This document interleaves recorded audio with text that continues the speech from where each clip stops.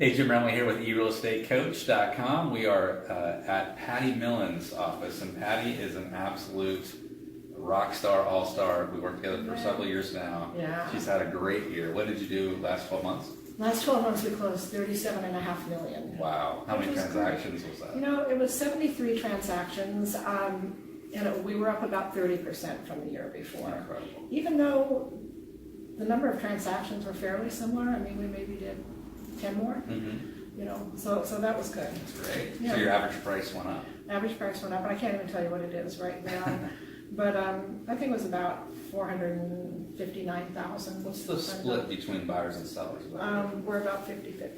50-50? Yeah. That's interesting. So you are an expert and really, really good at getting the prices right. We'll just call it that. You sell a lot of your listings. Yeah. So I think a lot of people struggle with that, especially in a market where we may see some more pricing pressure. How do you approach when somebody calls you and says, "Hey, Patie, I want you to come out, look at the house, tell me what it's worth"? How do you approach that? Well, in the past, I haven't done a lot of pre-research before I went. I want to go and see the house and look at the condition and how it's going to present as a product on the market, and then go back and start working with the numbers and looking at the data. Now I'm doing a little bit differently. I'm really doing some pre-research, and I've got a range so that I can go in and then look at the condition and know what range I'm in. I'm not going to give them a number while I'm there, though. The first time you're out, you don't give a number. No, that's just a huge mistake for me, you know. And they will pressure me for that, and I just have to hold firm. What do you say to them when they say that? You know, I'll say I'm not comfortable doing that. There's a lot of data that goes into this. There's a lot of time I put into this, and you have to have a right number. And they'll say, well, you can just give it. And I was like, no, you know, I just don't like doing that because, you know, you're setting me up to either be wrong or right. You know, I don't want to do that. Do you ask them what they think their house is worth? Absolutely. So you always do that? Yes, you always want the guideline of where they're coming from. Mm-hmm. They might have a special situation. You know, they may have come through. We work with people through all kinds of transitions. Some of them, you know, some of life's most unpleasant things. And maybe they've gone through a bankruptcy, maybe they've gone through a hard divorce, maybe they're trying to rebuild and they can't buy where they're trying to go unless they get a certain number. And so I want to always work as hard as I can to support them in what they need to achieve. Sure. And but you're also, you don't roll over on price. No. Yeah. No, I don't. And I'm very clear with them, though, that it's their home, it's their property. This is what the data says. Here's the data. This is where I think your house should be priced. But it's your house. Yeah. And you're in charge. Mm-hmm. And whatever you try and do within reason, we're going to fully back you up and support you on that. What I love about you, and I know I've seen you do this, you don't take ownership of that price if they set the price.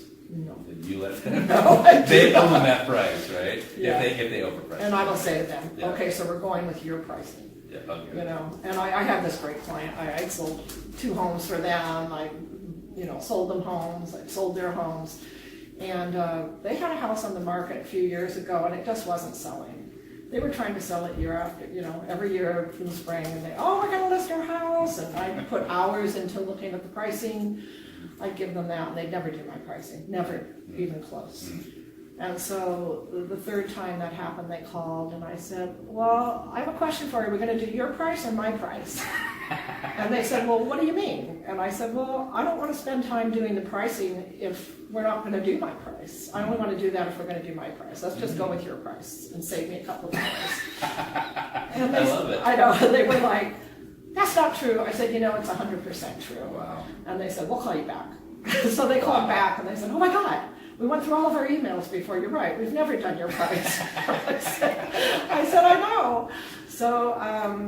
So we did my price, and we had it sold in 6 weeks. Of course. And they were thrilled. That's hilarious. It is hilarious. So when you do a classic CMA, or how do you approach price? Well, the first thing I do is I'll do a tight radius, like a 1/4 mile around the property, unless it's a rural property. And then I'll get an overview sheet on that, you know, just the 1-line standard list. I'm looking at that. Then I'm doing an area-wide, all of the choices a buyer would have in the market. For that, I'm looking at that. And then the first thing I'm doing is I'm eyeballing the price per square foot. I'm looking at the trends for square footage to price sold. looking at the changing trends between actives, pendings, and solds, which way is the market going here, what's happening. So trend lines. Trend lines, yeah, and then I really am going in and looking at the closest comps for that, and really narrowing it down to where I think it should be, and then I'm going back in and looking at all of the actives and looking where it should be positioned. Gotcha. And that's what I do. Because there's a difference between what stuff's been selling for and now what you're competing with in the market. Totally different. Right. So you have to adjust and reposition and look at what that offering is, and you have to make sure that your marketing is top notch. Mm-hmm. Your pricing is meaningless if your marketing is subpar. Right. You know, because people on the internet, they're gonna look at it for 2 seconds and they're gone, and they're never coming back. Mm-hmm. You know, so, and I just see some terrible marketing out there, and it upsets me because you're being hired and you're doing this huge disservice to the seller. Yeah. And it's like, if you're not good at it, go do something else. Mm-hmm. You know, that's how I feel about it. You also do something that's unique in that you take all that data, and you're a data-driven person, and you know, I talk about data all the time, but you also digest that into like a one letter on the cover, right? You have a cover letter. Yeah. And explain that. Well, I tell them when I leave, I'll tell them I'm going to be sending you a report, and it's going to be really comprehensive. And I tell them it's going to have some promotional information on me and the company. It's going to have marketing information, how our team works, and it's going to have all of the comparable properties in detail with all of the photographs and everything. And it's a lot of information for you to look at, but I'm going to be including a narrative on this. And the narrative is going to tell you exactly what I am seeing in the data. It's going to include the backup data for you so you can understand what I'm seeing and why it's making you think the way I think. And then it should like just paint it out very clearly for you. And then if you have questions, you can just ask me. So the moral of this, and I love this, is the pricing narrative, because you're giving them an interpretation of data, because data is everywhere. And it's huge, and for some people it's overwhelming. If you're an engineer, if you're an accountant, something like that, it's easier for them. But a lot of people just like, you know. And do you find that works? People like, they say, oh, I'm gonna take that advice now because of the narrative? Yes. Mm-hmm. Mm-hmm. Yeah. Let's say we get the price wrong, because we all do from time to time. How often are you coming back to the seller and asking for a price adjustment?